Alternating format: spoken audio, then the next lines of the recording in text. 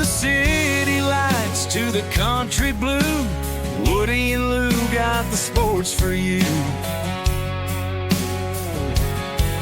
From Boston streets to Kentucky's fields, get ready, folks, for the thrill it yields. Woody and Lew, sports and you, talking games, we love it's true.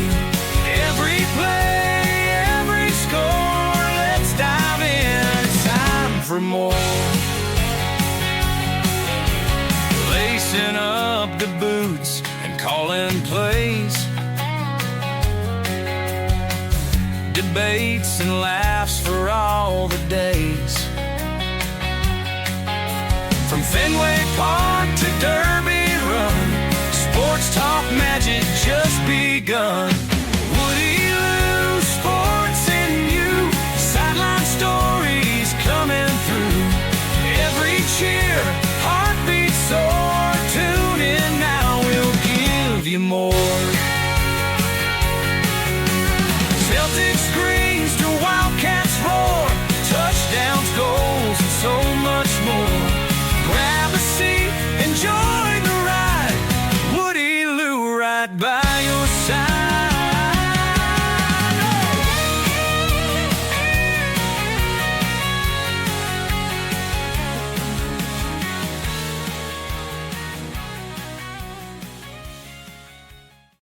The views expressed by the hosts are their own and do not necessarily reflect the official policy or position of the Department of Defense, the U.S. government, or any of its agencies. The information provided is for general informational purposes only and does not constitute legal advice. No attorney-client relationship is formed by providing this information, and nothing herein should be relied upon as legal counsel. For legal advice specific to your situation, please consult a qualified attorney. Braxton, we are live. We are live. Welcome in, episode 11. Episode 11. We got a lot of topics to discuss today. So why don't we jump right in with, I think, the topic we've been looking forward to the most discussing is the Miss Maine 2025 USA pageant that took place over the weekend. As you know, I'm a New Englander, and this is a big pageant, made even bigger by who was participating this year. You got any thoughts or comments on the Miss Maine 2025 pageant, Braxton? Yeah, I'll start by qualifying myself. I am a husband of a pageant winner. I also, I dated at the pinnacle of her reign of Miss Coffee County. I was her illustrious boyfriend because she could not be married to be qualified for said pageant. So, I'm a part of the pageant community. I have partaken in pageants. I have been part of pageant parades. I've sat front seat of a pageant parade with my princess or my pageant queen, waving to the patrons of the county. So, not new to me, the pageant game, but when you texted me and talked about topics yesterday, you said the Miss Maine competition, and I thought that just probably some smoke show one that you may have had feelings for. You just wanted me to get up to speed on your potential new wife or who you might like to court. I did not realize that Jordan Hudson was a part of the competition. Jordan, of course, Jordan Hudson. And I'm glad you corrected me because if not, we might have a cease and desist if she found out I was mispronouncing her name. So Jordan, what a woman. To qualify her just for like what she currently is, she is really kind of the general manager of UNC football. She is the PR rep, administrative assistant to the athletic department to a degree. I know she is actively CC'd on all email correspondence that has to do with the football program or Bill Belichick personally. So she's a multi-Super Bowl winning coach's really like IT expert and does his day-to-day. She is, basically like his Bill Belichick's body man and does, I guess, some other things, extracurriculars along with that. She may allegedly, she may also qualify as an enforcer for Bill Belichick, kind of and the most impressive thing about this, we just kind of gave you a quick kind of rundown resume of Jordan, and she is 24. Yes. So she's younger than both of us, and she's far more accomplished than we may potentially ever be unless we really put some it was in the New York Post, I want to say, like shortly after or contemporaneous with that now famous CBS morning show interview, that she has like a $24 million rental real estate property portfolio in the like Dorchester area of Boston, which is an area that's becoming quickly gentrified. Young professionals are, renting these like refurbed like duplexes, 3-family homes. And it's, $24 million holding that she is just envelope money for her. It's, maybe if Woody Lew Sports New takes off, we might see maybe 2 commas, but that's far-fetched.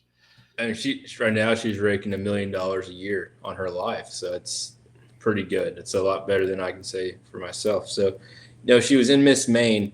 Far be it for me to think that Bill Belichick's significant other wouldn't be competing in a competition where I thought there was an age restriction. I also 100% knew there was a marital and childbearing restriction. Lucky for her, she fits all the bills that are required, because when you Google Miss Maine competition, it's Miss Maine and Miss Teen. So you're bracketed in there as a certain demographic of age. And then, good for Bill Belichick being 73 and dating a woman essentially 50 years younger than him. But not a pageant champion. That's important. Not a pageant champion. She came in third, which is not first. She was runner-up last year, so she's. Do you think she keeps on like going for it until she finally gets to the promised land? It's a slight dip. We regressed a little bit this year. Yeah. The thing about her, and I hate to be so. Okay, be careful now, Braxton. We're live. We need to set the stage. I want to set the stage a little bit. So with her, there's obviously been reports coming out of camp at Carolina that she's been a little overbearing, potentially, allegedly overstepping herself to some degree with her handedness on the program, with Bill Belichick being the coach and her kind of assuming a role. I think some of those reports were kind of just, they weren't corroborated with anything really. And then unfortunately, the way that the CBS Good Morning interview went and the way that they captured her on camera saying, we're not going to talk about this, several questions, that pretty much instilled like confidence in people to say, yeah, what we're hearing out of camp may potentially be true. So when you couple that together with the fact that she's just, to me, it's random. She's running for Miss Maine because I had zero idea that she was running for Miss Maine. It's just, it's actually hilarious. And the sad part, I don't want to say sad because we're live, but Bill Belichick sat right next to her father, who is 49, at the Miss Maine competition. So if you want to do quick math, her father is 24 years younger than Bill Belichick. I had my first child at age 24, 25. So you had Jordan competing for Miss Maine, her father, and then her boyfriend, who is 24 years senior to her. Can you be called a boyfriend? Like, it's like a man friend. Like, it's her boyfriend. Their boyfriend, girlfriend, yeah. When you put wet weather gear on and you go down the beach and you get a fishing rod and you act like you hooked a mermaid, if Kaylee told me to do that right now, I would not do it. So when you're doing that at 73 to your 24, 25-year-old significant other, that's a boyfriend in every sense of the word. Yeah, yeah. We do have Miss Amy Lewis in the chat. Bill will be on Good Morning America Friday morning. Will she be there? Yes. He's much anticipated interview with Michael Strahan. I would bet not. I would bet that Jordan is not going to be present for the interview. I think Bill, all reports are doing some damage control PR-wise from that CBS Sunday morning show. And he's bringing in the pros and trying to come back, I guess, for lack of a better term, from that initial interview. And him and Strahan are buddies, so he'll get some softballs. I'm sure he'll get all the questions ahead of time. And we're not going to get anything, real juicy or controversial out of this one. Dan, do you think her absence from the Strahan interview will be their first fight, potentially? I wager that they probably had a number of fights, Braxton. Like when there is that. Oh, yeah. What do you fight about when there's a 50-year age gap? Because I don't really know what myself and my grandfather would fight about, which is the same age gap. And we don't really get in a lot of disputes given the fact there's a 50-year age gap. I bet that they fight over, him not like butt dialing and not being able to use his iPhone. Doesn't remember his like internet Wi-Fi passwords. Like, what do you fight about with your, I don't know, your parents, your mom, you said you don't fight with your grandfather. Well, because the grandfather is my closest example we'll do opposite sex. My grandmother, who's 50 years older than me, we don't get in a lot of arguments. So I'll peel the curtain back. My Nana, she is 90 years old.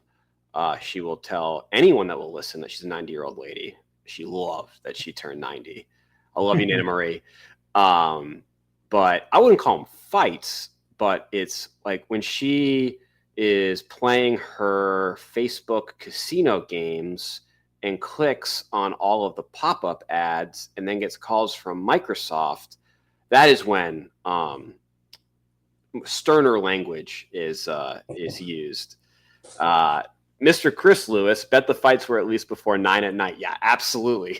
What is Bill's bedtime? Old jokes rock. We're going to get in trouble. Yeah. Oh, we got Tony from Weymouth. This is awesome. When Andy Reid breaks Don Shula's record, will he announce he is dating Chiefs owner's daughter, Gracie Hunt? Why not? That's fantastic. Why not? They'd probably take her out to Jimmy Buffett's Margaritaville and get a cheeseburger in paradise. That'll be the first date. Andy Reid rocks. And, I think Bill Belichick being with Jordan does nothing but bolster Andy Reid's dominance in the National Football League to this point. Oh, absolutely. Absolutely. Because what better thing now for Andy Reid just to not date a 18-year-old and then die of a massive heart attack from cheeseburger overtake from so many Super Bowl wins? It'd be good for him at this point. It's just sad. And, well, I guess, if UNC hold on. I want to challenge you, though. Okay. To you, what part is sad? If the whole situation, to you, what is sad? That's a good clarifying question. I appreciate you calling me out on the words that I used. I guess not sad. It's just, it's that this is like, and we're talking about it right now, and we're guilty of it too, this is the headlines. Like, this is what's taking over is Bill Belichick and his 24-year-old girlfriend. And he's trying to start, get into college coaching, do something different at UNC. I think it's taking away from the UNC football program, which I think is disappointing for those student athletes. And he's built the legacy as one of the greatest coaches in the NFL, and now these are the headlines. Yeah, and the point I kind of want to get across, and I don't want this to be controversial, maybe if the shoe fits type thing, but it's not meant to be necessarily ugly to anyone where the shoe does fit.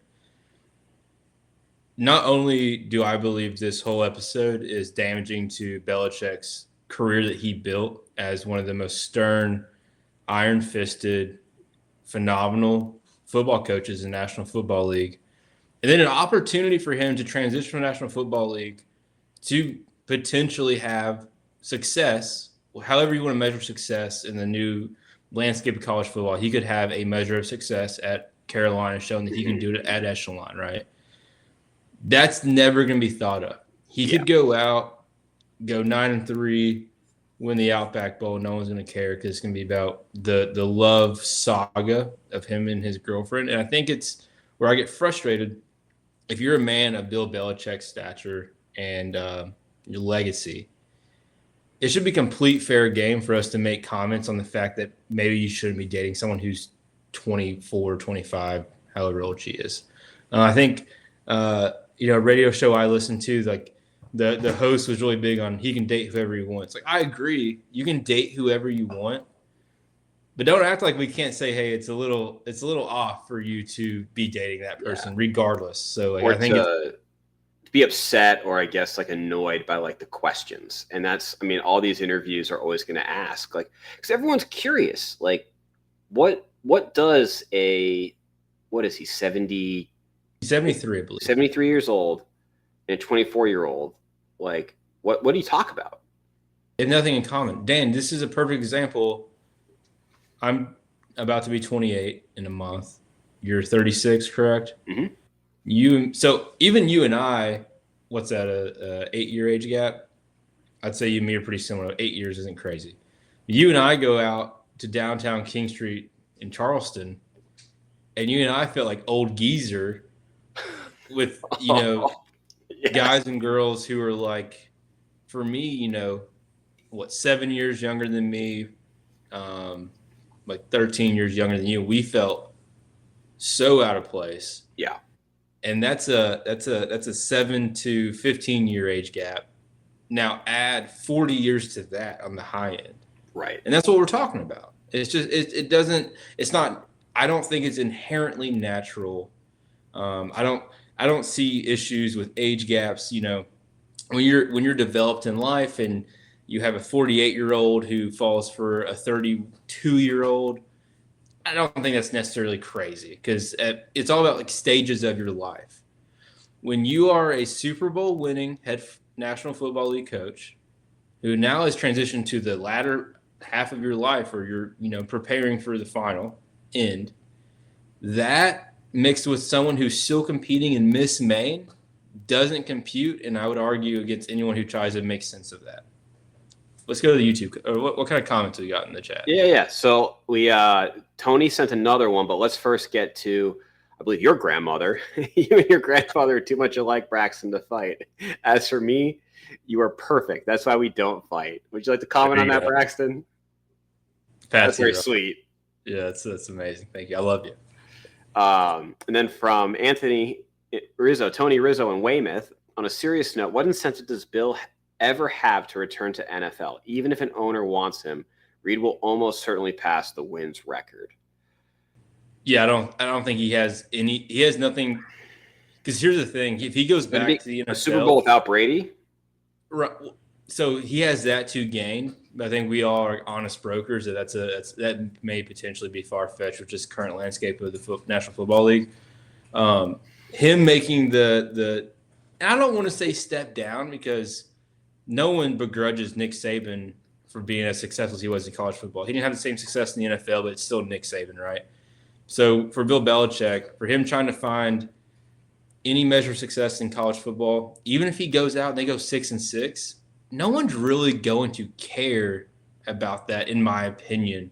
Him to go back to the NFL and then they go 5-12 or worse or something of that nature, then that does nothing but damage his career. I think he'd go out to UNC this year. They could hang a 5-7, and honestly, it's not going to be spoken about outside of his relationship with Jordan in years to come. Personally, that's how I feel. It's probably off limits, like talking to players, but I'm so curious to know what those 18 to 17 to 22-year-old players have to say about the relationship. That's their age bracket. So there, and you got to think how many guys right now. They're dapping up coach about. Well, how many guys in college right now are like 5th year and 6th year guys because COVID they just keep getting years of eligibility. So I promise you, they have players in their roster who are 23. Mm-hmm. So for this, we're going to say the same age of his girlfriend, and I can't comprehend it. Because even me now, And like for being 28, when we went out, like it's gotten to the point where as a 28-year-old, I see someone who's 21 or 20 or 22, and I'm like, that's a young guy or young kid. And that's only a 7-year age gap. So like, and that's what I'm going back to, like the developmental parts of life. Like there's such big, someone's 60 and someone's 45. That's your thing. Like you're short, but that 20, a 2 and a 7 don't mesh. I'll never believe that they do. Yeah, and okay. I think we've exhausted talking about the Miss Maine USA 2025 pageant, but let's give credit where credit is due to the winner from Bangor, Maine. I'm actually blanking on her name right now, but I know you know what her name is. Shelby Howe. Shelby Howe. Congratulations to Shelby Howe on her win, advancing on to the Miss USA pageant. So history was made in the 2025 Miss Maine. There was the first ever transgendered pageant entrant. Yes, it was topic of a New York Times article, and the criticism was that Jordan's presence at the pageant took away from this historical moment. What place did that individual come in? I'll Google that. But if we Google have that right now, I'll riff. Colin, that would be very helpful. You Google, I'll riff real quick. So who's shocked? Because I'm pretty sure this is not a political. Nothing we say represents the DOD. I'm pretty sure Maine right now is in some pretty big court cases or going back and forth with the federal government over their transgenders and athletics program and funding and blah, blah, blah, blah. So in theory, with the current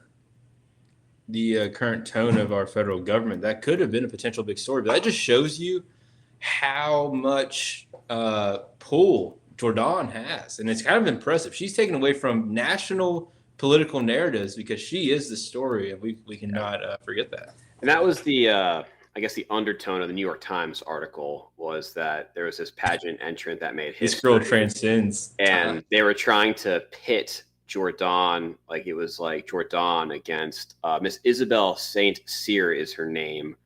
Good name. And that wasn't the case. According to Miss Cyr, like it was very amicable between her and Jordan, and they were just two young women competing in this pageant. And Miss Cyr, she placed 10th. She was top 10, pretty good. Top 10, good for her. Mm-hmm. Far be it for me to believe that you can't hide crazy, right? But careful, Maxton, we are live. You can't hide crazy, but I would say that I bet Jordan in person and the real Jordan is probably a phenomenal human being who can cover it up and do what she needs to do to get on to the next objective. Yeah. And Mr. Lewis in the chat, Bill has a daughter that is 41. Facts. What did he say? Bill has a daughter that is 41 years old. I mean, I could go on another 30 minutes about how does she feel, because I know how I would feel. It's crazy. Well, more from the state of Maine. The man from Maine, one of Braxton's all-time favorite college basketball players, Cooper Flagg, presumably found his home, at least for his first NBA contract last night, where the Dallas Mavericks, in a very unexpected turn of events, I believe with a 1.4% chance of having their ping pong ball drawn in the NBA draft lottery, got the number one pick. Yeah. So here's the thing, like, never been less concerned about Cooper Flagg. I've been pretty staunch on that since the start. I am concerned that the NBA is beginning to separate themselves from a fan base across the country that is pretty critical to their overall success. So what I'm saying there, NBA has pretty much cemented themselves as a big market-based entity. And what I'm getting at here is the way they do the lottery. They changed it in 2019 with the way they do the lottery. So now The team with the worst record is guaranteed no worse than the 5th pick. It used to be the 4th pick. Now it's the 5th pick. From there, they take their teams. It's a literal lottery system where they have the ball. So like envision the balls with like the girl in the shiny dress, and the ball comes out, and then there's your top 4. If one of the top 4, the worst record team is not there, they'll become number 5, and then 6 through 14 will be in order of record from the previous season. What I'll say is, and we're kind of where my point is. So in the NFL, what you're seeing is, Green Bay they're hosting the draft at Green Bay. Small market teams are provided equal opportunity to succeed, and are not necessarily hindered by means of chance or potential for hands in the pot that could stir things a certain direction, and at least add the opportunity for accusations to brew. With the Mavs getting the pick after they just traded away Luka and got Anthony Davis, and now you're getting the number 1 overall pick in what people are saying, generational talent, Cooper Flagg, a position of need, I'll add. It's just weird. It doesn't. We're all kind of critics, and we're all kind of we're a mistrusting group of folks in America, especially on Twitter and social media. LeBron thinks that it's rigged, and when LeBron thinks it's rigged, that's not good. Nope. I haven't seen LeBron's comments, but I saw a guy named Aaron Torres, a friend of the show. He went through and kind of listed off in the last 15 years where teams have traded former number 1 picks who he considered not generational but top talents.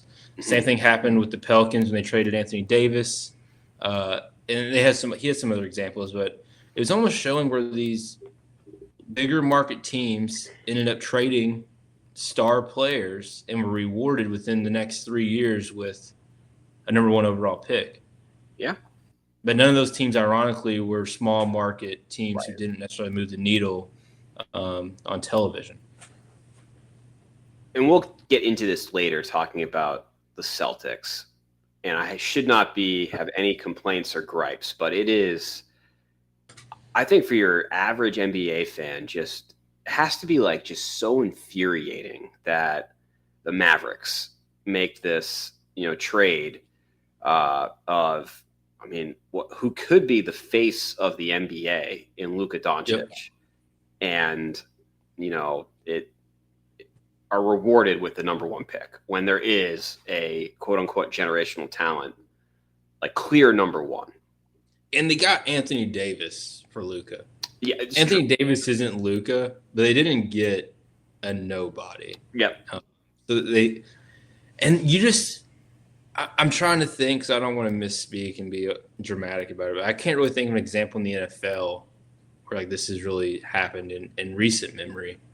I just feel like their system is a little more. It's just different. You don't in the NFL with 22 players, starters. Yeah, a single player can't influence the game like your max contract superstar. And the only thing, like, the way NFL gets back at kind of small market teams is, as a Titans fan, we had the number 1 overall pick, and on TV they talked about that for all of a minute. Mm-hmm. Titans are on the clock, number 1 pick. They pick Cam Ward onto Shedeur Sanders and all the other teams. So that is what it is, but it doesn't take away the opportunity. And I think now there's becoming some grumblings of the NBA kind of having a hand in the opportunities provided to certain markets. I have 2 more points I want to make on the Mavericks winning the draft lottery. The first is, and I haven't watched many like draft lotteries, but I found it very weird that Cooper Flagg was there. He was there with his parents and brothers, including his twin, and he was interviewed by the panel, which included like the college game day crew, like Jay Billis. Had a very weird interaction, in my opinion, with Jay Billis. He was like, "Yeah, man," like it was just weird. It was, I think he's just a weird dude, Cooper Flagg. Like, obviously, he's an just turned 18-year-old kid, so have to give him, some, I guess, leeway, for lack of a better term, of his like engagement with the media. But it's a foregone conclusion that he's going to be the number one pick. I just found it very weird that he was like there for the draft lottery. Yeah, I don't know if that's a historical thing or they've done that, to be honest. But initial inclination is that is odd. You don't really see that in the NBA. From the transition from college and Europe and foreign players to the NBA draft, it's pretty. You're pretty set, and who the top guys are. Just from a developmental standpoint, typically the top guys shine in basketball. Not necessarily the same thing in football. In football, you have all kinds of guys who are later round pickups who end up being all-stars and Hall of Famers. Mm-hmm. In the NBA, typically, who the top guys are. But that's weird because, at the end of the day, he could hurt himself training tomorrow and tear an ACL, and he probably would. Hope doesn't happen, obviously. No, you never know. Yeah, nothing's given, so I don't know why you would go ahead and give someone their flowers of congratulations. Because really, what that's showing is like, hey, you just found out what team you're going to. Like, get on Zillow and start checking out the market. And which brings me to my next point. Does he actually play for the Mavericks? Well, I got a bad track record on this show talking about trading down. I'm not talking about trading down. You know who wants out of Milwaukee? Giannis. So I don't think he's going to go to. I don't think he'd go to Dallas. We'll go to Dallas with Kyrie and Anthony Davis and blanking on his name from the Warriors. Clay Thompson. No, I don't think so. Okay. And I don't know if you saw something more recent. I saw something like 2 days ago. Giannis just said this is the first time in his career that he was open to the idea of potentially seeing who would court him in free agency. I just, Cooper Flagg for Giannis, if I'm the Mavericks, I would do that. Yeah. I don't know if it's available. Yeah, so this isn't a Cooper Flagg podcast. We're on the NBA. Let's talk Knicks and Celtics. So yeah, you have a little more. I want to qualify myself. Huge Celtics fan growing up. All the teams of Rondo, Ray Allen, Paul Pierce, Glenn McBaby Davis, Kendrick Perkins, Scalabrine, Nate Robinson. Oh wow, you're just going through the late 2000s team. I love that. All those teams, I was all in. Ubuntu. I had a Rondo jersey. I feel like all of our vacations kind of lined up with the playoffs, and I was all in on Celtics. Whenever that core group of guys just dissipated, I actually kind of stopped following the NBA closely. So really, you could say that I am the only fan I've ever been of an NBA team are the Celtics. I love that. I did not know that. This is the first time you're divulging this to me. You didn't know that? No. Oh, I was all in. You can put Amy and Chris in the comments. They'll vouch. So saying that KGT, I don't know if I mentioned KG. So the Knicks and Celtics are playing Eastern Conference. It's an awesome big markets, of course. Y'all Historical rivals. Did y'all go down 2-0 or 3-0? 2-0. They lost 2 at home. 2 at home. You won the first game in New York, went 2-1. Last night, the first time the home team won in the series, the Knicks won, bringing the series to 3-1. Are we going back to Boston, or is it one more in Madison Square Garden? It should be 2-2, 1-1-1, I believe. Okay, so we're going. The NBA does series. We're going back to the Garden, TD Garden. Correct. I'll say this: the injury doesn't look great. It's an Achilles rupture. He's done. Doesn't look great. Before the injury, You guys were cruising through the first half and then the first part of the third quarter. I mean, that's the tail of the tape from games 1, game 2. They've had a 20-point plus lead in every single game. By the time I got down, like actually paid attention, I started up for top of the third quarter. And just the progression of you guys letting them back in. And then Karl Anthony Towns, no answer. And then the injury, obviously, just people are concerned that not only does it end this season, but next season is going to have implications on that. But it was upsetting to see. I'm not here to hate on the Celtics because I would consider myself for the Celtics. If I had to pick a team, I'm going to be for the Celtics just from loyalty. But yeah, it's honestly it's mind-boggling. It's like, I mean, game 1 happens and it goes to overtime, and the Knicks, perform in the quote-unquote clutch time, Mr. Clutch. I actually really like Jalen Brunson. I think he's a phenomenal player. He's earned everything he's gotten in the NBA. Was phenomenal at Villanova, but the nickname Mr. It just irks me. It just gets under my skin. But I thought to myself, surely the Celtics are not going to miss 45 3-pointers again in this series. And when they miss 45 3-pointers and it goes to overtime, no problem. Like, Celtics are going to win, drop game 1, but maybe this goes to 6 games at most. And then they come back game 2. They go up 20 again, and Knicks are just able to stay in there. And then in the third, fourth quarter, chip away, go up 1 when it matters. Yeah, it's just in the third quarter, best way to put it, they just continuously chipped. It was a game of runs through about the last 8 or so minutes, really the last 7 minutes of the third quarter. I'll tell you this though, from watching last night, and this is kind of where I got nervous. Derek White, big Derek White guy. He's been their most consistent and best player in this series. He was an absolute flamethrower, and then things just kind of went downhill. What's going on in the chat there, Dan? Yeah, so Tony's I love Tony. In the Weymouth. Tony from Weymouth. I love Tony from Weymouth.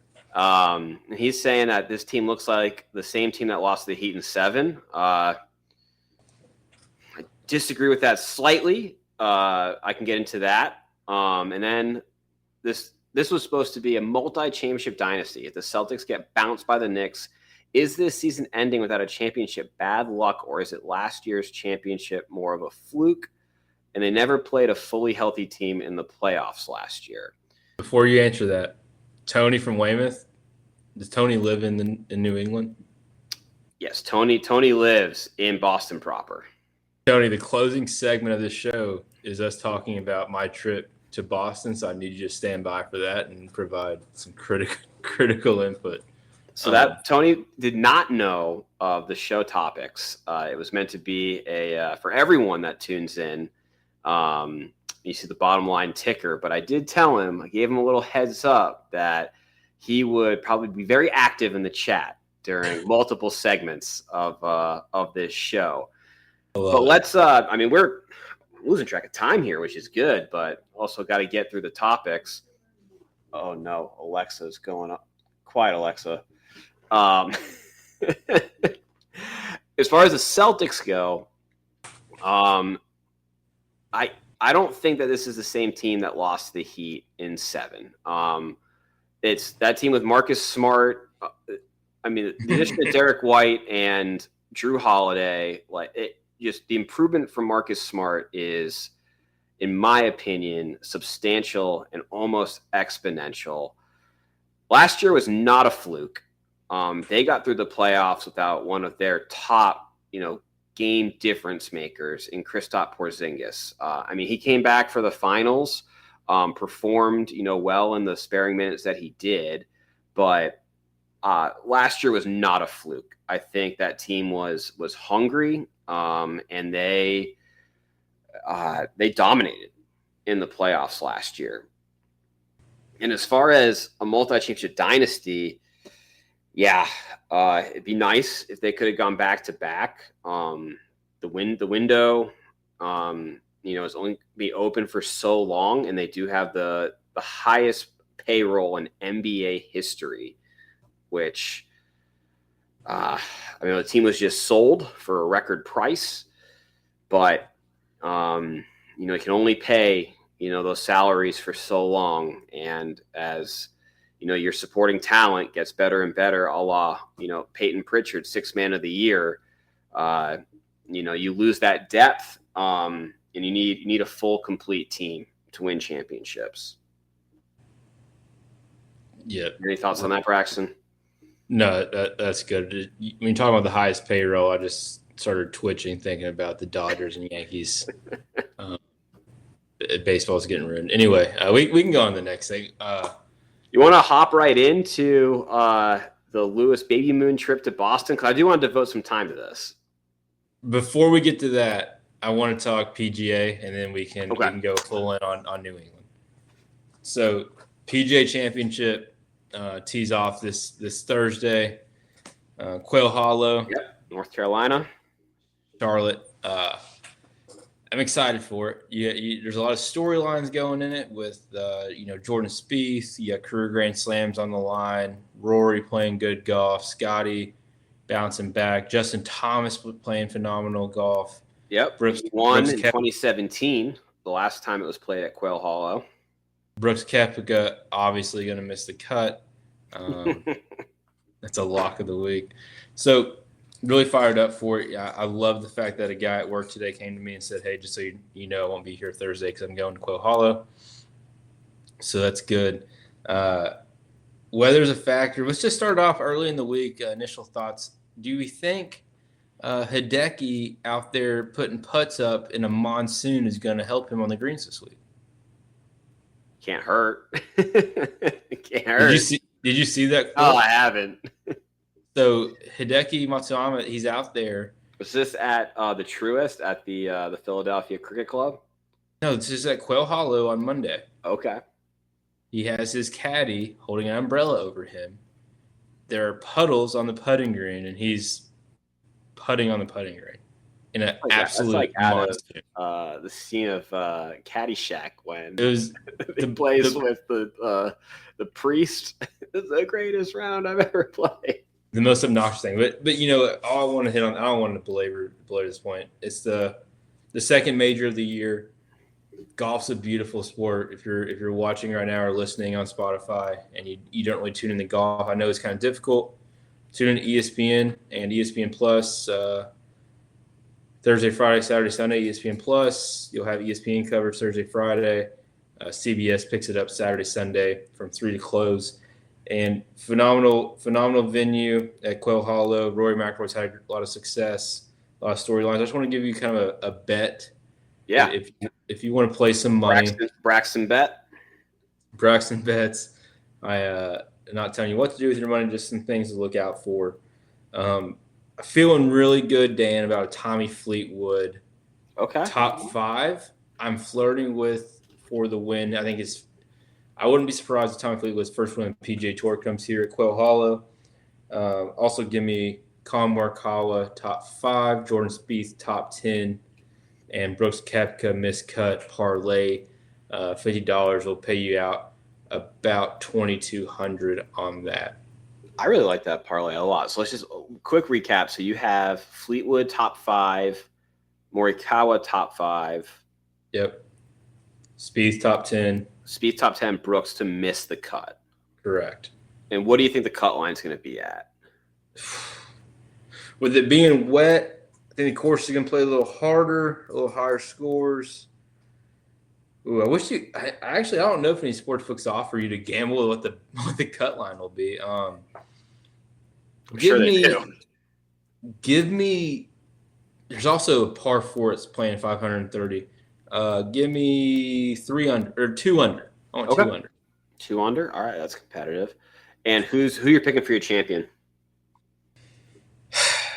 So I'm in a every time there's a major, 4 majors in the players, I'm in a big pool that you buy into, and you got to pick from different categories. I haven't made my selections, and then there's money involved in that, so I take it really seriously. I have not submitted. I won't submit till Wednesday night, just barring any last second tweaks of the hamstrings. Vibes tell me Tommy gets his first win. But I think I'm going to go with give me Bryson. Bryson's been little cocky lately. He wants another him and Rory at the end. I think Bryson was so upset on the range last year, watching Xander Schauffele win it all when he was trying to force a playoff, that he might come out with a little juice. I like Bryson, but sneaky pick Tommy Fleetwood. He's playing some really good golf lately, and he's due. Of anyone on the tour, he is due. Yeah. It's funny you say that. We're still same vibes from the House of Mouse episode, picking our all-time Disney movies. I was thinking Bryson as well for my pick. Hard to, Scotty, he's the odds-on favorite to win. Probably best golfer in the world. He is the best golfer in the world. But also, I'm curious, Rory, he said himself, getting the grill off his back, and he's won the Wells Fargo 4 times at Quail Hollow. So he knows this course very, very well. At the truest, he played terrible golf and still had a top 7. Yeah. No one's talking about that. It's hard to pick against Rory right now, but I'm with you. I'm gonna go Bryson. And not to get too back into the movies, we actually made a cardinal sin in not even mentioning the movie Cool Runnings during last episode under the miscellaneous. Fill me in. Oh, no. Have you never seen Cool Runnings about the Jamaican bobsled team? I have. Okay. Oh, my goodness. I'll tell you where I watched it. Didn't know the name. I watched it. I can tell you exactly where I watched it, Dan, if you give me 1 second. I watched that in 7th grade at Mahaffey Middle School on a 2-hour delay snow day. The TV with the roller with the thing got rolled out. We watched it in my math class. And we started on a 2-hour delay snow day on a Thursday. We finished it on that Friday. I have seen that movie. I apologize. Okay. Did not know the title. I was listening back, and don't even wait. We got some good action in the chat tonight. I love this. Even my wife, who was listening, was shocked regarding not seeing Cool Runnings. I have seen it. That's on me. Hand up accountability. I was listening back through our picks, and I was like, oh my goodness, we missed probably the most highly regarded Disney sports movie. But as far as PGA goes in the chat, we got Gavin saying to throw the mortgage on JT. And I see -6, and Kaylee says -5. I think that's their picks for the cut line. I really appreciate Gavin bringing up I'm assuming Justin Thomas. Not JT Poston. Justin Thomas is playing awesome. Yep. He wins the RBC. He ends up getting a tied second. Last week, the Truist, really more of a third place. Shane Lowry kind of just imploded on 18 there. Justin Thomas is playing really good golf. I love seeing JT play good golf. He's also the creator, owner, and distributor of the JT Wrap at Innisfree Bar in Tuscaloosa. If you're ever there, thoroughly reviewed on this podcast, the JT Wrap. Justin is on a roll, and he won here in 2017. So I think I would lock in a JT top 5, top 10, top 10. Why don't you just go top 3? Nah. All right. It's hard to play good that consecutively. So I think let's keep moving along. We time has flown. So we're just probably our longest podcast, but. Yeah, let's go right into it. So, Braxton, you presented this to me over the weekend. Yeah, so I want everyone in the chat, please give your input, especially Tony from Weymouth. I love Tony from Weymouth, by the way. And also, I don't know if Anthony Rizzo is he in the chat. I like Anthony Rizzo a lot too. Wish he would play some ball with us. So, yeah, I'm one and the so, same. Tony from Weymouth is Anthony Rizzo. Dude, he's so nice. You get him twice. I love it. So I'll tell you this. Kaylee wanted me to preface this. Sure. So if you listen to the show, you know that I am a Atlanta Braves fan. Kaylee also is an Atlanta Braves fan. She wanted to be very clear that I told everyone that this is quoting, low key, before I was a Braves fan, I was a high key Boston Red Sox fan. So I'm not some bandwagon. And a Rangers fan. I do remember that. Michael Young. That was me. This is Kaylee. Kaylee she wants people to know that she was a Red Sox fan before becoming a Braves fan. Kenny Chesney, right? That may have been some influence the origins of it, yes. And saying all that, July 5th, my roommate in college, he had a kind of a hip pocket wedding. They're doing a celebration of his wedding up in New Jersey on July 5th. Me and Kaylee wouldn't miss it. We were kind of talking about how we were going to go up there, what the plan was. She wants a baby moon before our third and potentially last child is born.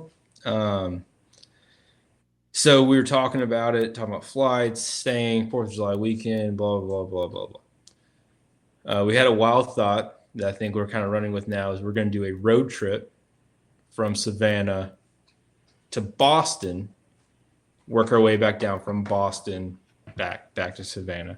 And kind of the central point of that is the Sox last game at home, Kaylee, correct me if I'm wrong, is on the 2nd of July.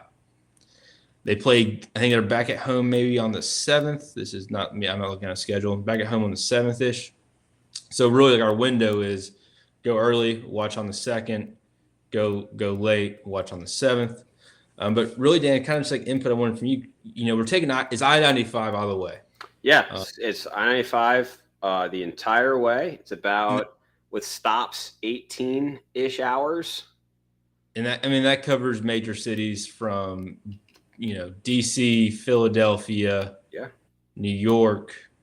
I'm missing a lot in between there. Those are kind of some big ones. Yeah. You can kind of bypass Philly, but yeah, you're going to hit Richmond, DC, Baltimore. Baltimore, yeah. You're going to go through New York for sure. Yeah. So, just a background, like I've done New York a lot. I've gone to New York City a lot of times. Boston's always eluded me. I've always wanted to go to Boston because I have an affinity for the Red Sox. I've talked about on the show. I respect the Red Sox. I kind of liked them before I went all in on Josh Hamilton, who his relapse also like ruined a lot of stuff for me, which ended up making me Josh Hamilton's relapse and then traded the Angels, opened up the door for my dad to finally get me tomahawk chopping and becoming a Braves fan. But anyway, really just looking for recommendations in Boston, where to stay. We're doing the game. So either it's on the 2nd or the 7th, we're going to do the game, but where to stay, can't miss. We're only there for a couple of days or a short period of time. Like, what do we have to do? Yeah, so I think that's awesome. So I pulled the schedule, July 2nd night game against the Reds. So a pretty good team. That'll be a fun time. I think that's awesome. You're going to Fenway Park. Got to do that, especially as a baseball fan. Last time Kaylee watched Elio De La Cruz was when I took her to a Chattanooga Lookouts game on our anniversary. And then Kaylee in the chat really would like to do Nantucket, Martha's Vineyard, Montauk. I'm going to throw in one that I think you both would love and is sort of, you can make it on the way, either up or back down, depending on what time of the trip it is. But Newport, Rhode Island. Newport, Rhode Island is absolutely gorgeous. And, the breakers, like the famous mansions, there's a ton to do in Newport. It's right on the water. Taylor Swift, she has her mansion in Newport. So it's a destination, and it is like quintessential, like old New England. It's absolutely gorgeous. So I recommend that. And then as far as like Boston proper, you got to hit at the North End. I know you're a big pizza guy, and there's plenty of good places to get pizza. You're gonna like Regina's is like the famous one, but I'm gonna give you a recommendation called Galleria Umberto, and this is a kind of hole in the wall place on Hanover Street in the North End, and they do a Sicilian slice. So it's like those square slices. Yep. Super cheap.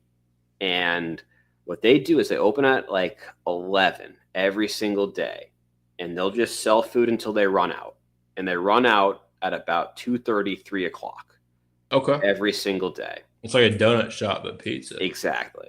Love it. And it's like it's fresh. It's absolutely delicious. And they have amazing arancini, which are rice balls, panzerotti.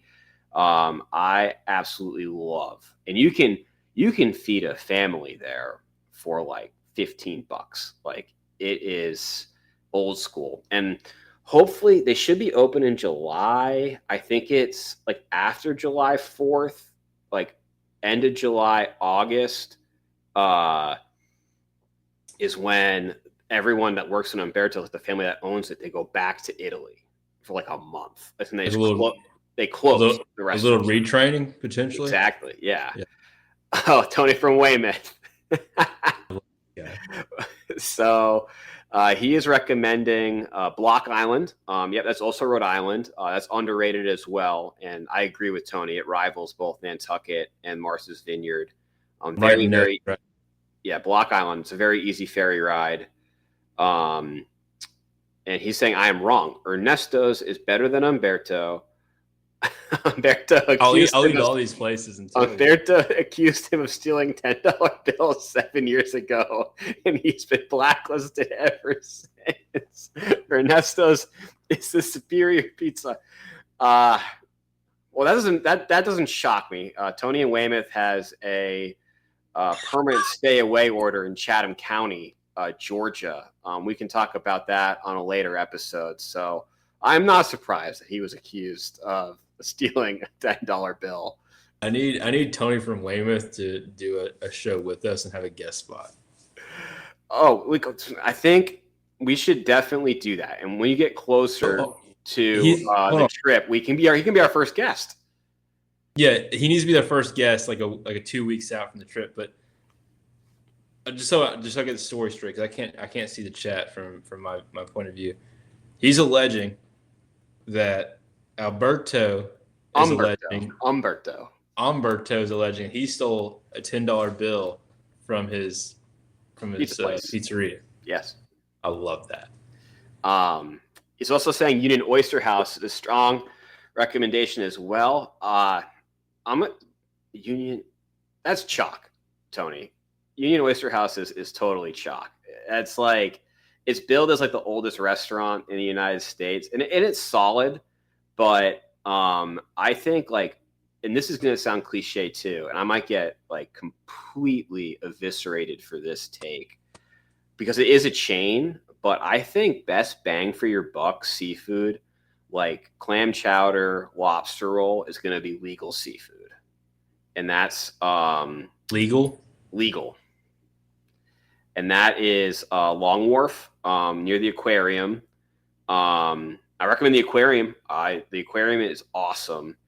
And that's all within and Boston Steel. You're gonna find this out. It's a completely walking city. Okay, so yeah, like we don't have to get into it on here, but hotel recommendations, like what part of the city, like what hotel we should be staying at for like best proximity to the most. Like we'll Uber places, but like what's gonna get us to where like we could go out and just start walking for like a couple of hours? If you can get a place like in Copley Square, I think that would be your best bet because you can walk around like pretty much anywhere from Copley Square, and probably the best like you'll find reasonable hotels. There's a lot of hotels there. If you can get a place like close to Beacon Hill, like you would love that. Okay. Last thing I got on it.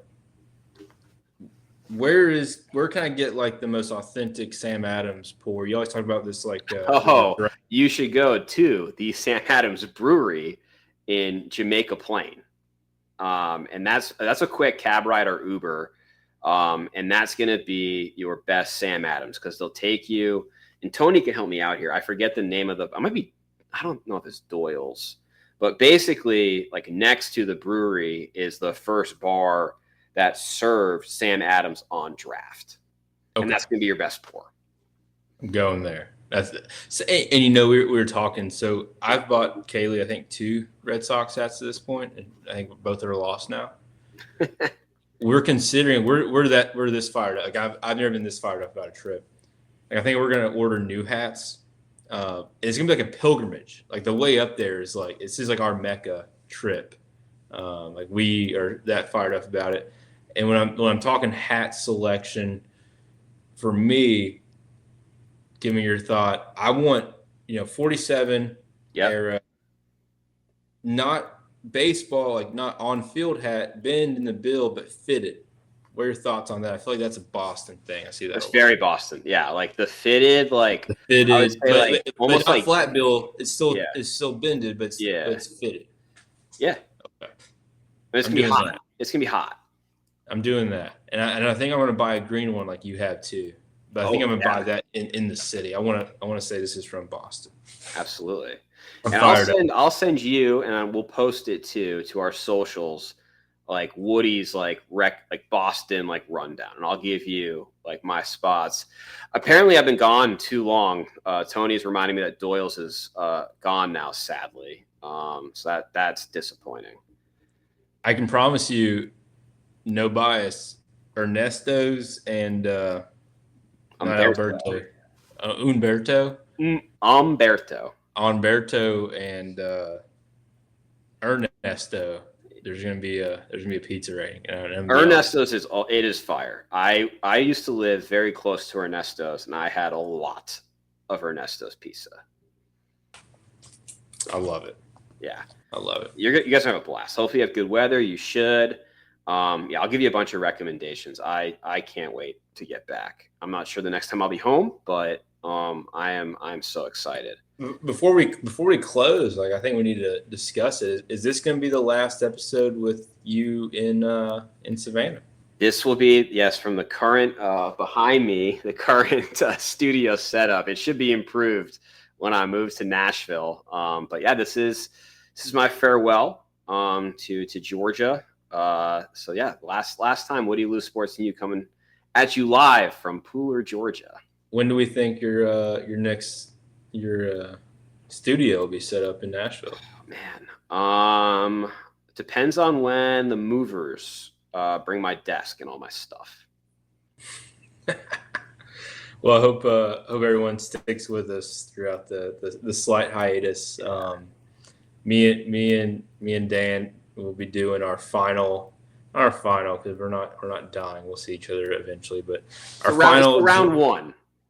Our final Georgia golf match will be conducted on Sunday. So don't forget to tune in next time we go live so you can find out the results of the final Fort Stewart, Georgia. Fort Stewart, Georgia rubber match. It's a rubber match, Dan's going on the road the next day, so it's a lot at stake. He has to remember everything that happens on that drive up to Nashville. All right, everyone. We're just over the hour mark. Thank you all for tuning in and for the great contributions in the chat. Like we said, we do this for you, Woody Lew Sports and You.